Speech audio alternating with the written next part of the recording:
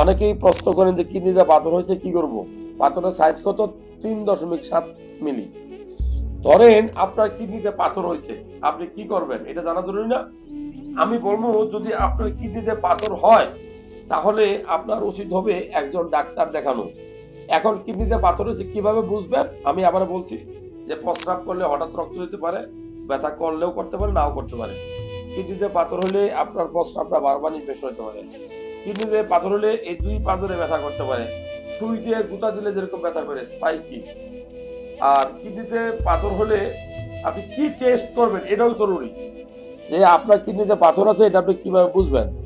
তো আমি বলবো যে আপনার কিডনিতে যদি পাথর হয় তাহলে কয়েকটা জিনিস খেয়াল রাখবেন। Number one,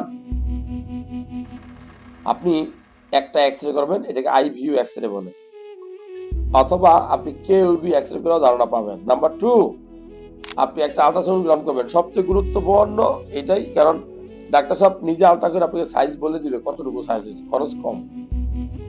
কেইউবি, kidney ureter urinary bladder একটা আল্ট্রাসোনোগ্রাম করলেই আপনার পাথরের সাইজ ঠিক আছে কিনা আপনি বুঝে যাবেন। হ্যাঁ, তার মানে 2 নম্বর টেস্ট হলে একটা আল্ট্রাসোনোগ্রাম করলে বুঝবেন। এছাড়াও আপনি যদি নন কন্ট্রাস্ট সিটি স্ক্যান করেন তাহলে আপনার কিডনিতে পাথর কোথায় আছে, কত সাইজ আছে সেটা বুঝতে পারবেন। এটা জরুরি।